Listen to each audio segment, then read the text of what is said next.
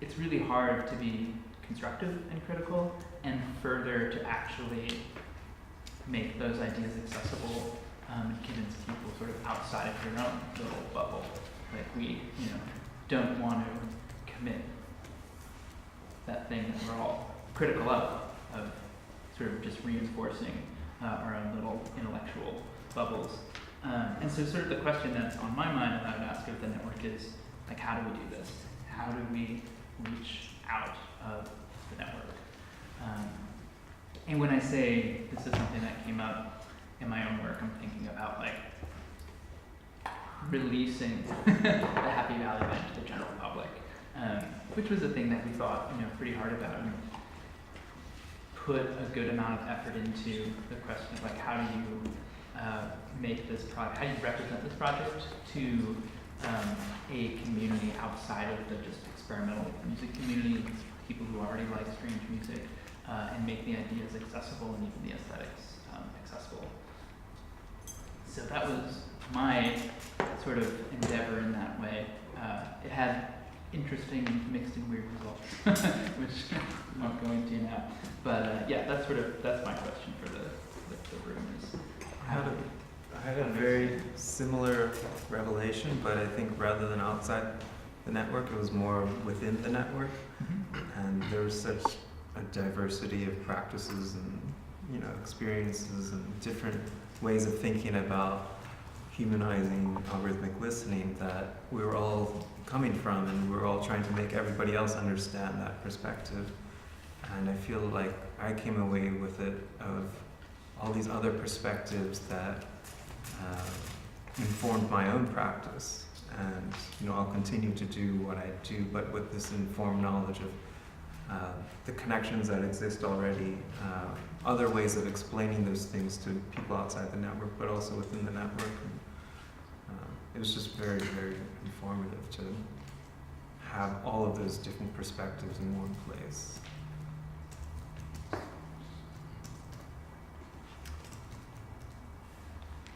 Well, I guess there's a sense in which I'm almost one of the people outside the network because I didn't attend the previous two meetings for perfectly legitimate reasons.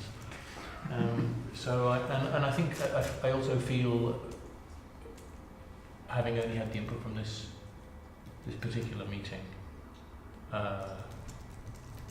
maybe a sort of slight outsider in another sense as well, not being someone who codes. And it's not that I'm completely unaware of coding, but it's not something I do. And if I have the opportunity, I ask somebody else to do it. In fact, any of the things that I've done that have involved anything useful have always involved delegating to my research students.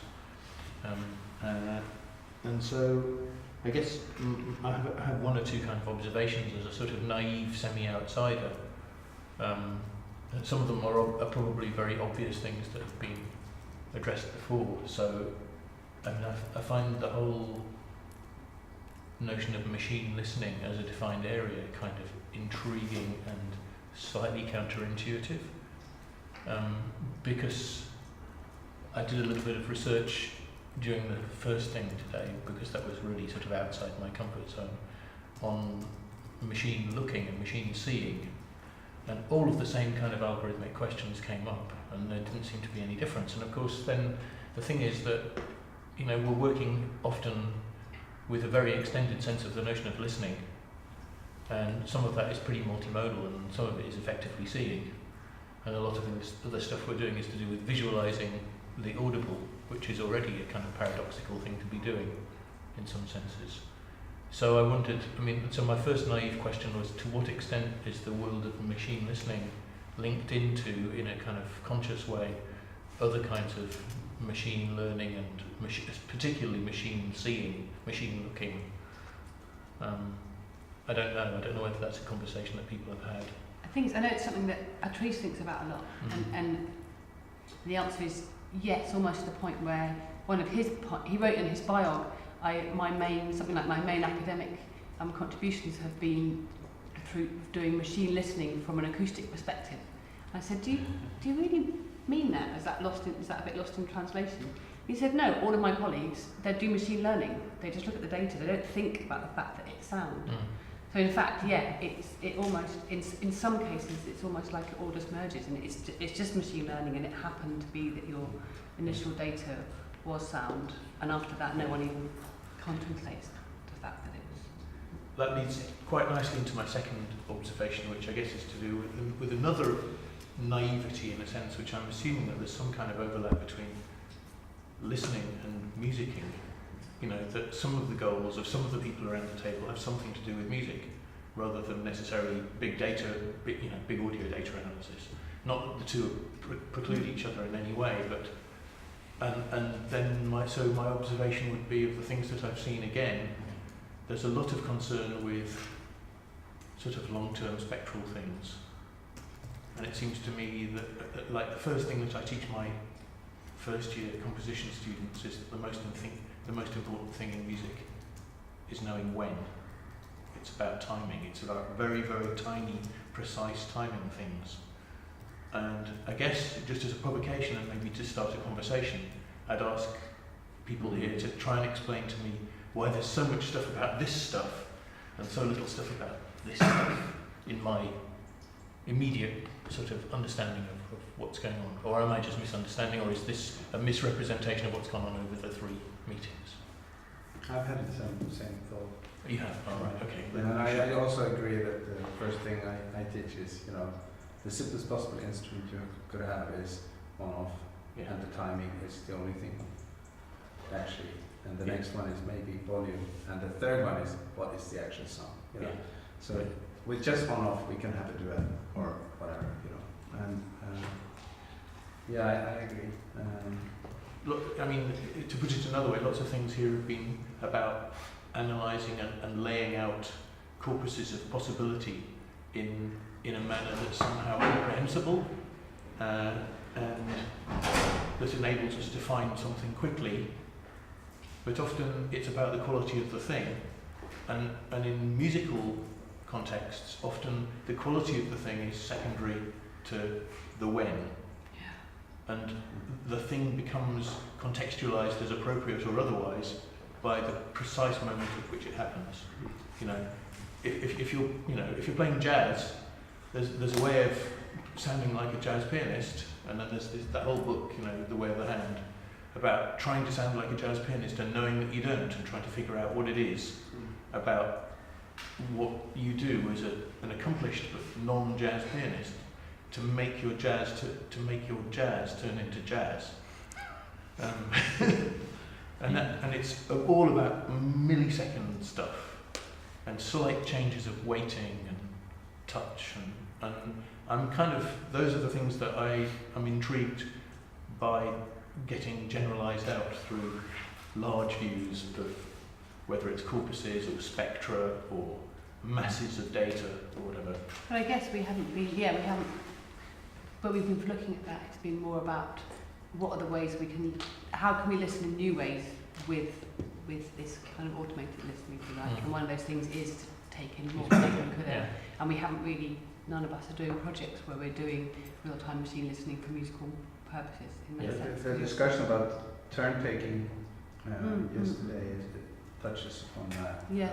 Well, you were asked a particular and awkward question, which was why in your particular work where you were producing information about the relationship between two players or two players in an algorithm, it seemed that there wasn't a sort of huge repertoire of different possibilities of coordination. It was, you know, turn-taking or not turn-taking or whatever. And you said, well, it's difficult to generalise about, and it's a lot to do with the particular players. But at another level, that's precisely the kind of level that you need to go into things. What is it about how musicians turn-take in free improvised context, for example, that makes some things successful and interesting and intriguing, and some things insensitive and boorish and crass? But we're all capable of identifying those things very, very quickly, and they're also very important to us, especially those of us who self-identify as musicians. I would, just to go back a few steps to respond to your first point, which is my anecdote, is that when I was starting to learn this stuff, studying with Michael Casey, a lot of people here know, we would constantly have discussions about sound and video, and Michael just kept saying, you know it's the same thing. You know it's the same thing. And I was like, but Michael, how do we do this with video? He said, it's the same thing. What's your problem? So there's a way in which it really is the same algorithmic approaches, whether they're sort of agnostic of what the data represents.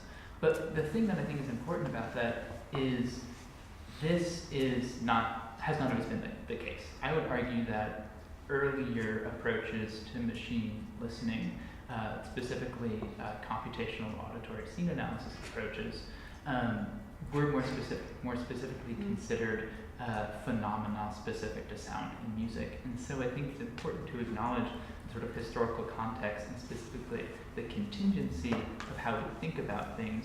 It just happens to be the case that right now, data, machine learning has sort of infused how we think about algorithms and brought them to the surface culturally. It's not the only way to think about machine listening, and it's not the only way that machine listening has been thought about.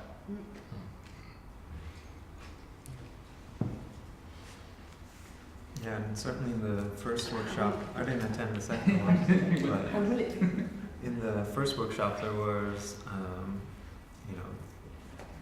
good balance of coders and non-coders, and so I do think that was addressed. And in the second workshop, it was a lot more about performance, I think. Music was a big focus of it, and there was some discussions around timing, and not just in the way that you're talking about it, but in other ways as well.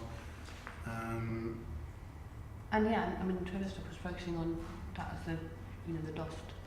And it's a really big missed opportunity. Why do we go to spectral immediately as the basis for analysis? It's actually making the case for small. Yeah, the fine timing information is actually, you can actually extrapolate all the other information from that as well. And so he was kind of focused more on looking at cochlograms rather than spectrograms. And I think issues of timing and errors and stuff like that were also coming up quite a lot in the Happy Valley band. That's my observation. As with Simon, I know about it, but I don't do it. The second workshop was much more performative, and I would say some of your issues were much more addressed in Belfast. The ideas of interaction were very much for human interaction. The secret rule game, I thought, was amazing at that. You conceal the rule from somebody you're performing with, and how that influenced the performance. Was that mine? Simon's game. Yeah. Well, actually, we You wrote it off? No, we kind of invented it together. We invented it in a class with. I think you were credited with it. We called it Simon's game. Yeah, we called That's right. and then we developed further with me. Yeah, that's right. It was credited correctly. And so what fascinates me about these 2 days is you're absolutely right. It was much more about the generalizations of types of things. Types of things were very important. Similarity, not of a jazz pianist with somebody trying to be a jazz pianist, but with jazz with something else. And I thought of the example of the saxophone and the bird. I immediately thought the word squawk. Because squawk, you can squawk on a saxophone, and so on and so on. So there are ways of looking at it, but that's a sort of type. That's a type word, and quite a big type word, even though it's an object, a squawk. But and that was a key distinction between the 2 workshops. Today, yesterday, we were dealing with types of things rather than details of things. Both are there. I think your list of how listening can be enhanced can address both, but it doesn't automatically address both. Yeah, I just want to be clear that it was only a sort of provocative observation. It was not that I didn't find anything of interest here at all. I immediately started to try and download DMS software. Because I immediately saw how I could incorporate that within my own practice within half an hour. And I want to do so. Totally agree. When you said the first version of your app doesn't exist, I went, oh no, I want to perform with it. I mean, that's my first thing. And perform in, this is a bubble sense of the word, and that's absolutely right. Our sense of the word perform is giving the game away that we're a bubble, because we think they don't actually perform out there. They want keyboards and things, I suppose. And we shrug our shoulders, but actually that's what you've been saying. how you're going to address that world from within the bubble when we perform in a certain way and they don't is an absolutely fundamental difference. Mhm. Has to be addressed. Yeah. I do think this first question about, you know, how can we be constructively critical and accessible and get it out there, is an absolute crucial one. You know, I don't know. I mean, our sort of first attempts at this are things like the long table discussion and this kind of thing. But I suppose more that what I call the human machine listening thing. So making a radio broadcast that we try not to try and explain it in words, but to make an audio. The idea was, I think I called it a docu-commentary. I don't know if that's even a thing. But basically, to use the recordings we've made of the workshops, that there might be some semantically meaningful information that comes across. So you might get some seconds of someone speaking, but then also it's just mashed up in some way. So it tries to do, obviously not as brilliantly and eloquently as your project does, but it gets that, you know, captures that essence of like, this is how machine might, you know, tries to get across some of the key features of machine listening, pun intended, but with also some of the content of the words that people said. So I guess that was a simple. yes, I think, and that would go out on the radio, and this is like another way of not just talking about in sort of dry academic terms, but actually representing some of the processes, or actually actualizing. I wonder, the question is like, how can we organize between ourselves, you know, going forward, where we, I don't know, actually there's one more meeting, or? That's it. This is it. We're done. This So we're never gonna see each other. No. No. How can we continue to like, do work like this? We have to write more grants. Yeah, so there's the seed projects, so that's kind of, some things will happen that way. Hopefully there's, I mean, I heard you guys talking, there's, you know, there's Sure. stuff on Ron's idea that you might be able to help with, and vice versa. That's exactly what we're hoping kind of happens as part of the network. But also we'll probably look at, okay, what other things, after we've reflected on this crazy mashup of 3 days, and what kind of things rise to the surface, and maybe our future funding applications as well. But I think still this question about constructive, critical, and accessible, I think it's something we did, like. So you maybe go into a bit more detail about your experience with Happy Valley Band and what went wrong, what went right, and Sure. we tried to disseminate this. Yeah, broadly. we tried to. Well, the first big realization was I had spent so much time sort of inside this world, a world of like aesthetics. That didn't occur to me. I sort of lost sight of the fact that it was maybe aesthetically challenging for some people.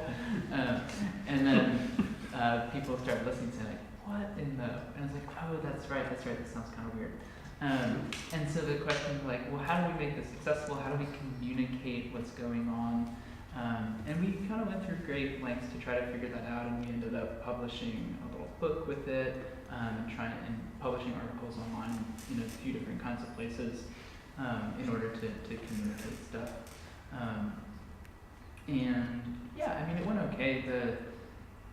I showed some responses in the second house, some of the press responses. And the thing that threw me the most was that even some critics who listened to pretty challenging music were just like, this is too challenging, I can't deal with it.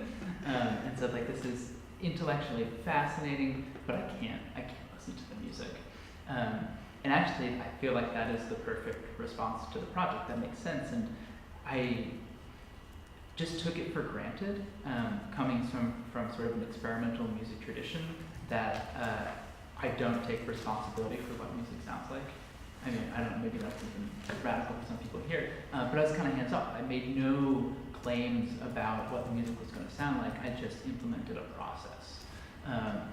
And that kind of took some people by surprise. Some people were taken aback and said, well, it sounds insane, it sounds weird, it makes me uncomfortable, I don't like it. And for me, that says something about the differences between machine listening and human listening. That what is it about this machine listening process that it gives causes some people to have very viscerally negative responses, and other people to have very viscerally positive responses.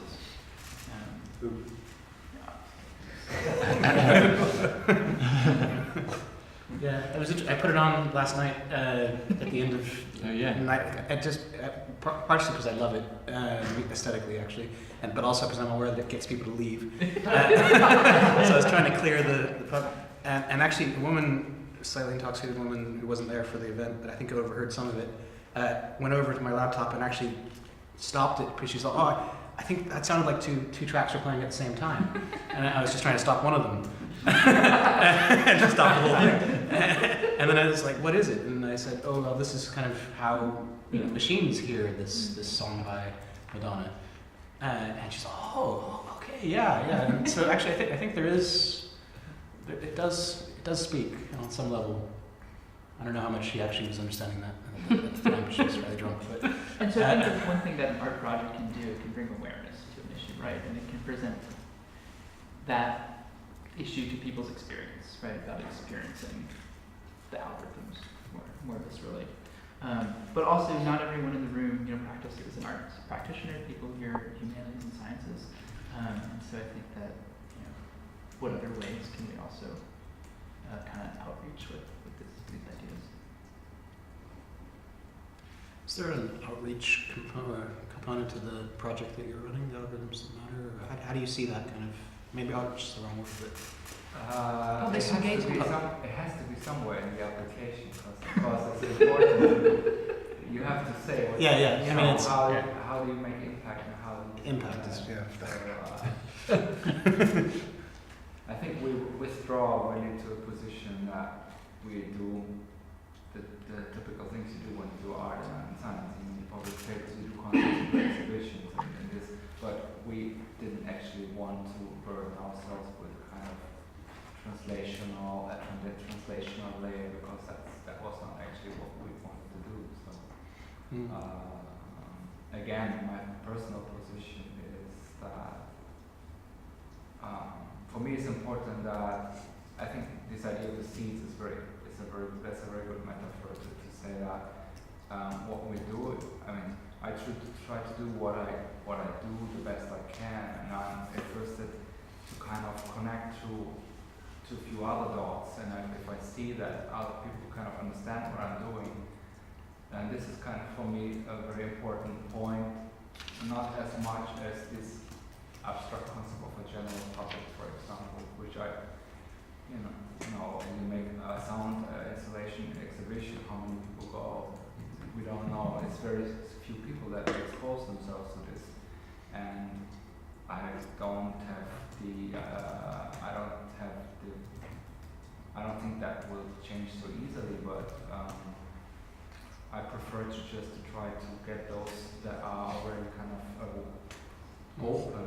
I mean, I don't think you need to be kind of an expert in what you're doing. I think it's more about you need to talk to a general sensibility of people. Because the most interesting responses I get in exhibitions and performances is often from people who are not in this area, but they are kind of intrigued by something that kind of spoke to their curiosity, and then as a follow-up, then we can communicate, and that for me I think is a very important form of impact. So that's really my personal. So in terms of the armor, we didn't plan to do anything that is more this general purpose audience kind of events. Although some of the workshops we were doing, we're in contact with the ZKM for something maybe we do next year, I don't know, and in the discussion with Luca Brunner, it was kind of this topic of which is the audience and how do you kind of broaden it a little bit, and how do you make it understandable for general audience. So it's, of course, we're thinking about that, but it's not actually not right. Yeah, perhaps like general public's the wrong way to think about it, but just beyond the network, so that we're not just kind of stuck in here. Although also, like, I like how you talked about the network dynamics there as well, which kind of relates to, there's lots of seeds of activities and interests in this group, and connect to the ones that you find interesting. I mean, if you make an exhibition with sound art and visual art and literature, you have three audiences that have maybe very little to do with algorithms. Yeah. And you get them to think about that. They come up with strange ideas of what these things are doing. Yeah. And so that's a way of, I think this idea of inter and transdisciplinarity is very useful. Yeah. Just do things together with people that are not exactly your same domain. We could get Chris just to make lots of Gary Barlow metaphor videos. That could be quite good worth sharing. General public. Please do a blog post with video examples. I think this question goes to the heart of what any individual member of this group thinks they're doing, because there's a sense in which the mix of possibilities, are we doing this to create, forgive the phrase, but I'll use it, better art? If that's the case, then keeping it within the cathedra doesn't matter, because you're actually teaching artists to do better and more interesting things. Clearly, I don't really believe that, although it could be one outcome. Then you've got a general idea of understanding the world and what research is about and how we do things as human beings. I think that's absolutely fundamental, and it's that which I think is about the public communication. It's about the development of a milieu of sympathy and understanding. And you are in a country where our government for 30 years has demanded that. You will not get research money these days unless you are about developing public awareness or something. So one of my serious suggestions for future funding is not to distract anybody from doing their core work. But the Public Understanding of Science Brigade does have funding for the funding of public-facing workshops, where people really do things, providing the public can come in, interact with the machines, you can have a long table discussion. Those things, you get commissions for artists from them. You know, that one about, I know there's a lot of utilitarianism going to work there, I'm just saying it's one area that then backs the network up and puts the milieu in a more sympathetic position towards you. Yeah, get people to tell compelling stories about Yeah. it, and not everybody around the table is a compelling storyteller, so sometimes it's about bringing in other people to do that, because some of the work is worth getting somebody else to be able to have that kind of enthusiasm about it. It may not be that we're the best salespeople for some of the stuff that we're doing. It's interesting because that actually came up, I think, right at the beginning of the first one. We did a sort of introduction of why we're doing this, and even in the gear between writing it and it happening, just there was so much hype around, because there's a whole bunch of deep learning advances, and suddenly there was this huge, quite big hype around, considerable hype around AI, which we added was like the last point, reason why we're doing it, because we should burst that bubble a little bit.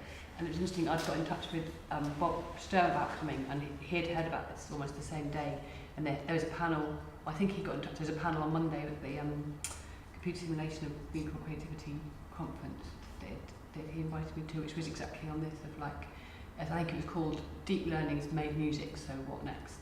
Or something like that, which is obviously tongue-in-cheek. That's dumb music, is it? So it's quite, yeah, I think it's just quite topical. It's obviously something on everyone's minds that there are quite a lot of creatively and technically competent people around who have similar interests in kind of explaining both, the excitement and possibilities, but also saying it's not quite as simple as being put across in popular press.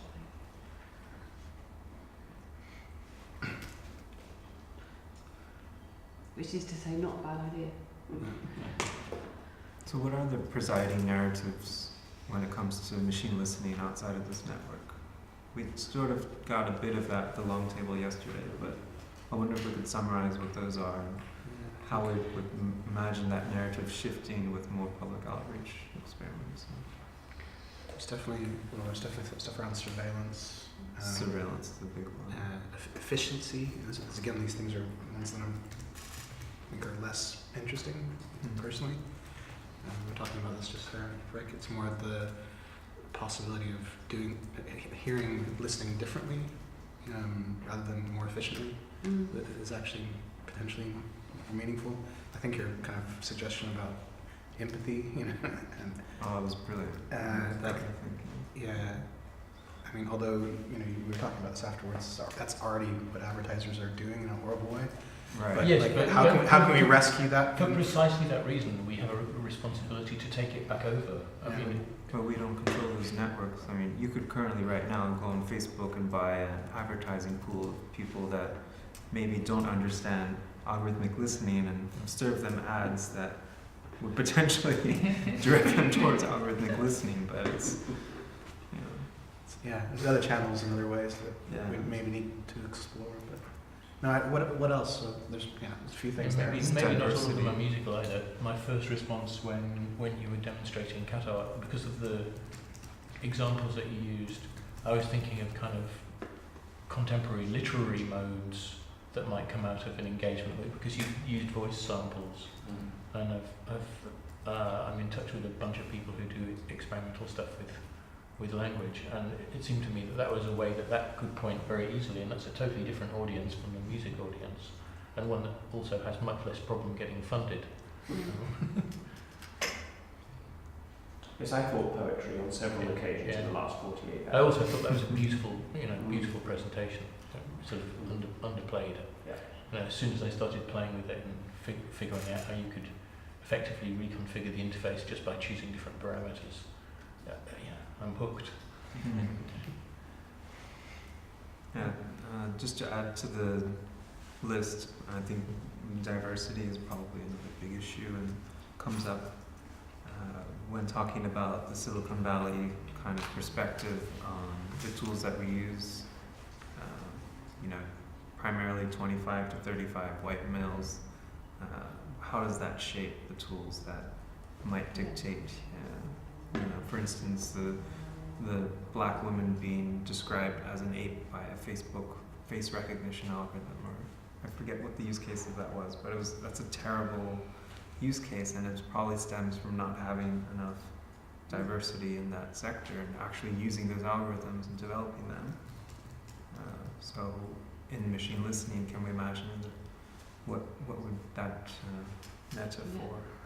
It's interesting, one of the analog first people to use machine listening in oral history that I came across in the humanities was a young black woman in the States who I tried to bring over for this, but it was quite, so when that example came up, I was like, oh, kind of, it's kind of interesting. I think it's changing though. I mean, I think, I get the impression that there are, the 25, 35-year-olds now are wider, or maybe the 20-year-olds now are more coded and more diverse than they were certainly now.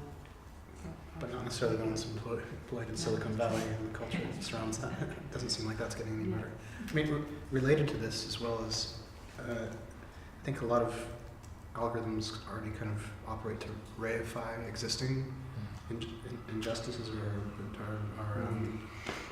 one of the ones I wish I remember the source of this, but I heard they're piloting using expediting judicial decisions based on past incarceration rates, which was just basically just kind of taking everything that's wrong with the U.S. justice system and all its sort of racial bias and reifying that further into the system. And so again, I don't know if we have the opportunity to think about more disruptive uses of some of these technologies. So that promote more diversity, but also kind of challenge social norms that are problematic. What was the famous case? Sorry. So I'm not really sure, because I came in late, I'm not really sure what we're talking about, but I don't agree. I gather it's something to do with possible outreach. I gather it has something we're brainstorming something, but I can't tell. But I'm going to. Do you want to come and sit in further? I had some hearing deficiency, and most of today actually I couldn't understand. I'm sorry, I understood basically nothing of your talk because I couldn't hear you. Do you want to come and sit in the circle properly? Yeah, sure, it'd be great. She's better left or right?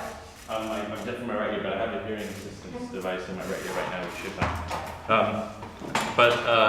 help. About diversity, I thought that reminded me of something that came to mind during Alex's presentation, because you used the notion of gender. You say, oh, maybe we can use these type of features to identify gender. Well, we have to be very careful, because I think a lot of people now would say, what are you talking? You can't identify gender from the voice, the voice, because you can have somebody who's biologically according to one measure, male, but they identify as female, and so their gender would be female, and so you have to be careful about that. Plus, it's a binary. I mean, you don't Yeah, offer yeah. the option that you have a queer outcome or whatever. Yeah.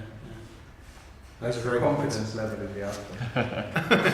Yeah, but that's already negatively balanced, I'm sure there are ways to deal with it that would be sensitive. It's something that needs to be recognized when you're dealing with it. Maybe you are sensitive enough to it that you can do that. I just know that I would need to check in with some people who are more in tune with current thinking about gender before I started writing in my scientific papers about gender, because I just don't know what landmines I might be stepping on. So I completely ignored the gender question and just went straight to Donald and the other.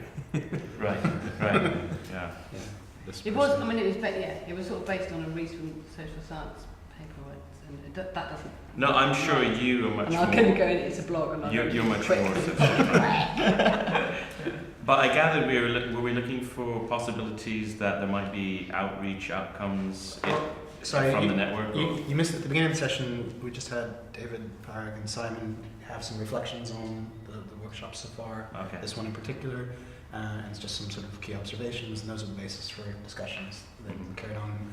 One of David's was about the need for constructive, critical, and accessible kind of information emerging from beyond this network, so that we're not just in this bubble, but into other domains as well. Right. And we also talked about the sort of internal network dynamics and the strengths of the diversity within the group here.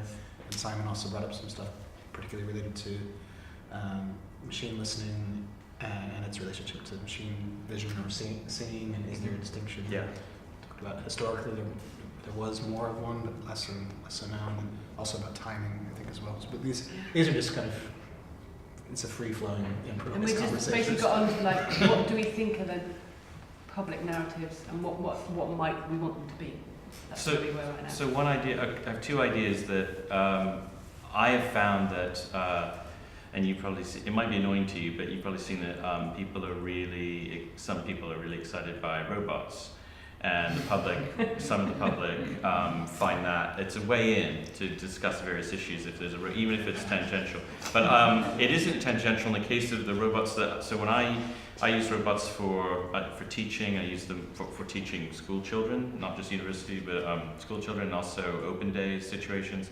And I find there are some interesting social issues concerning machine listening that are in play there. One is try to do a demonstration with some school children, and this is about diversity, certain children are excluded from participating in the demo.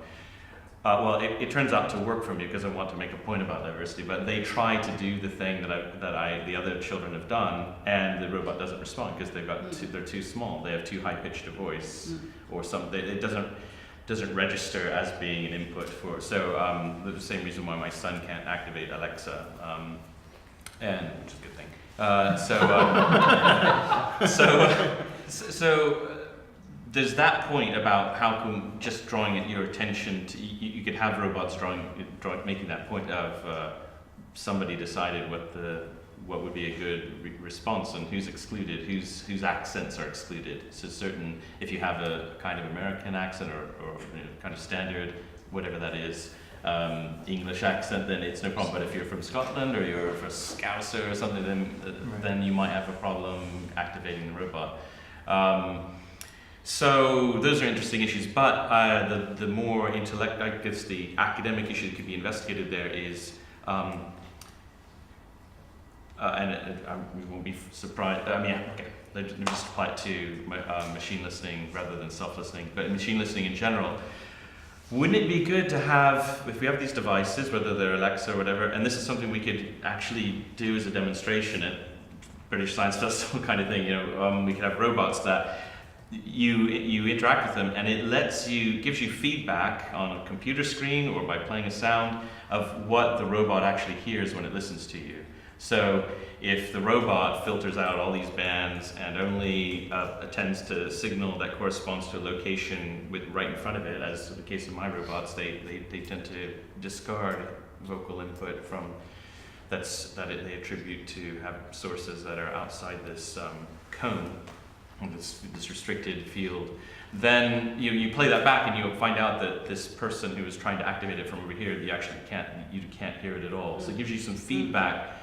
The analog with vision is that people try to get the robot to track objects, and if they don't see the feedback from its camera, they have no idea that it actually isn't in the field of view. They don't realize the camera's up here. They think it's coming the camera where the eyes are, but the camera's actually here. So they don't, unless they get feedback, visual feedback, they don't realize that they're not. Similarly, I think it would be good to have audio feedback so that people could say, oh right, it can't even hear my voice because I'm only 7 and I have a very high voice and it just doesn't even register, it doesn't count it. Or I'm over in this part of the fields, so it's not even listening to that. So I think having people play with robots and getting some feedback of what you sound like to the robot might be an interesting kind of interactive display or outcome of the project. And then I can't help but add, I think self-listening would be important here, because I've had many cases where I'm telling a robot to say something, or I'm running a program where they trigger a monologue from the robot, but the volume is turned down. So the robot has no idea that it's not making any sound. It's that stupid. Just a simple self-listening. I would expect to hear my voice if I'm saying something, and I don't hear anything, so I might want to turn the volume up.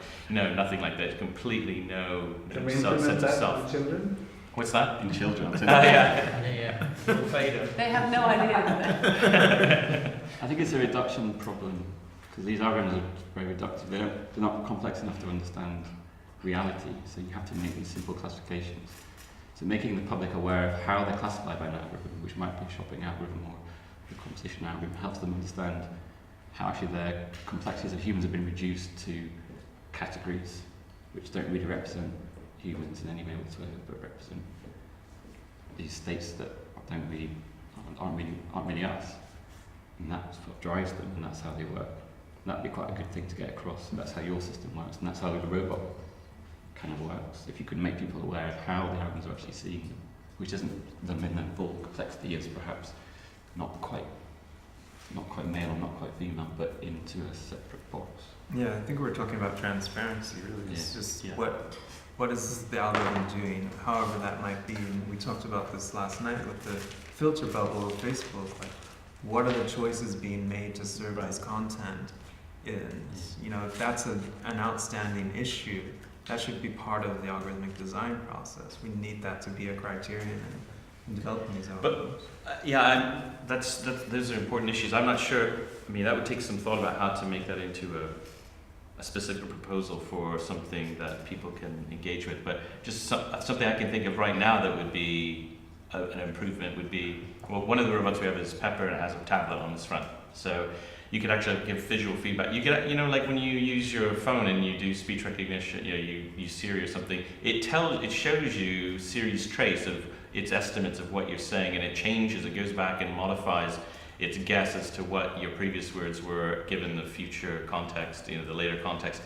It would be lovely to have that on a robot too, where the robot, you see its current guesses of what you're saying to it, and then it revises it using more sophisticated, and then just to get that level of feedback would help, so you could see what the robot is hearing, right, and you could know whether it's understanding you, whether you would have a sense of being listened to or not. So I think that's a practical, something we could code up in just a few minutes. Making visible these hidden processes. Yeah, That'd be quite a good thing to have. Making visible the hidden processes. Yeah, that's right. Yeah. Transparency is a big issue. But I'm already thinking with this robot, like if we could get some predictive stuff going on, and it says what you say before you say. Before you say. So it pretends that it's sort of mind reading. Robot, I feel like we're completing each other's sentences. Yes, that's right. Sorry. I definitely agree with self-listening as well. Like when Siri just interrupts me, and if it could just listen to itself and see that I'm exasperated with it, and telling it to go fuck off, just that would be great feedback that it doesn't take into account. But definitely self-listening, I think, is going to be great when it does happen. And for your first point you mentioned, I can't remember now, but I do remember thinking, oh yeah, that's why in my friend's car he tries to say like call Parag, and he still hasn't figured out how to call Parag with the automated system because they think my name is something entirely different. And so he tries all these different ways of saying my name, and we still haven't gotten it. They've encountered. They know. I think Siri has a workaround for that. Something I've used has a workaround where you can tell it, this is how I pronounce this contact's name, so Right. remember this, and then it can. I can't remember. I don't know how to activate that, but I've heard about that feature. I think it exists in some technology I have. I think Siri, but you have to know how to do that, and you have to go out of your way to. It's on the iPhone. You put it On in the contact. Maybe you could just change the It model. sounds like. Oh, good. All right. So change your name. You did it for a few names a while ago. Just Really, actually. Every time I get coffee, I'm Mike. Oh yeah. That's related. It's like that Not at all. video It's of easy. two Irish guys in a lift Yes, trying to that's give great. instructions, isn't it? Oh, that's right. Yeah. Is there an ethics guide for generating these kind of Yeah. algorithms? That Say should that. be featured. Is there an international ethics guide to making machine listening? Is Do you there, know? is there Well, one? there certainly is. There's at the moment. No, I don't think it's. No. What would it look like? Yeah. I mean, when we wrote this, there wasn't even, they were just thinking about putting the European AI General Ethics Board was coming together. So when DeepMind were taken over by Google, that was one of the conditions of their buyout, was that an ethics committee was put together. And when that happened, at that point when we wrote this, they hadn't even named that committee. Google were just like, yeah, we're So there's on no it. ethical So concern of data collection. since then there have been some things have developed, but it's really lagging. Yeah, other companies have also formed their own. Yeah. But as with other initiatives like OpenAI and Future of Life Institute, and there are a lot of kind of institutes dedicated towards understanding the ethical implications of AI and general intelligence as well. But for me, it seems like it's very lacking. Like I see what the research is, and I see what the motivations were for forming these institutes, and there's no connection for me. It's like they're just going at rapid pace and developing all of these things, and I don't see how they relate to the intentions of those institutes. Maybe something that's interesting is in looking at the stuff that gets rejected by the systems that you're all involved in working with. There was some discussion yesterday about MacroGalaxy, who used to be my research associate, who took the thing that cuts redundancy out of speech on talk radio and in real time takes out 8 minutes an hour, which then is then available for advertising. But his reverse engineered version kept all the stuff that gets cut out. And it was really, really beautiful and expressive and kind of drew attention to, it was an enhancement of human sensibility. So I take the humanizing in this title as being about enhancing human sensibility.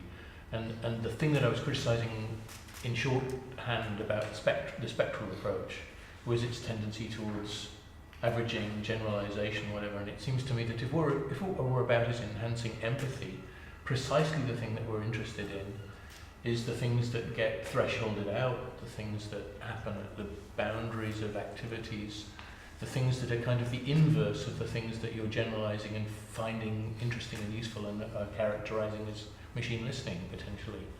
It's not that I'm kind of denigrating any of the tools that you've made, it's just that if our job is partly to enhance a sense of understanding otherness, which is what I take empathy to be, and embracing otherness without kind of without misunderstanding it, then we should be using these tools not only for the generalizing purposes, but for the enhancing of the sensitivities to the bits which happen right at the borders of or at the outsides of that activity. I think cat art has potential to be very good at that. I think the thing that I love about that is it does all of it. I can't really understand why. One of the questions I wanted to ask you was, because it has been my observation that usually tools that have that immediate appeal and general applicability have never been designed to be general. They were usually the passion of one person working away to make something for themselves. Is that the origin of it for you? The origin is a funny story. There was a PhD in 1999 doing this in MATLAB offline database, and it took minutes to compute the response. So no one used it.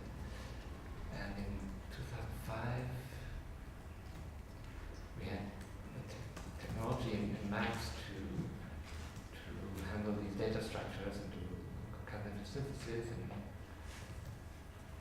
and I was to have an intern, work with the intern, but he kind of dropped out, so I had nothing to do for 2 weeks. Yeah. I tried this out in Max just now, just real time, and it worked. In 2 weeks I had it all set up and worked it out. And a few weeks later I heard from someone who had heard about it and was interested in.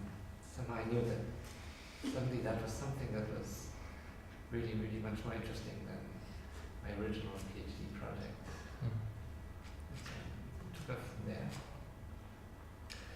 But on the other hand, sure, I still develop it for my own musical use and pretend that it's also useful for other musicians. And it is already also a limiting factor to have your use in mind, and you can get locked in. And I see so many fantastic other approaches. Karak is really, really beautiful to do it with source separation and so on.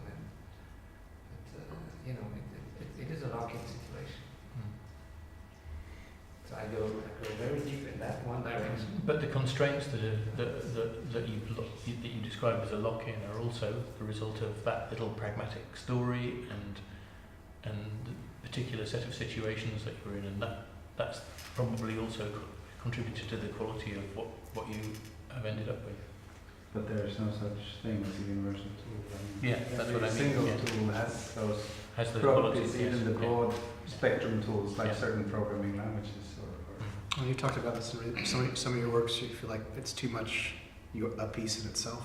Or, Yeah. and Some deciding what tools to that share. maybe not similar to yours, but something that has certain implications, and if it carries a lot of aesthetic implications, and it embeds a lot of my aesthetics, it can feel like it's not meaningful to share it because it just becomes my little robot out there.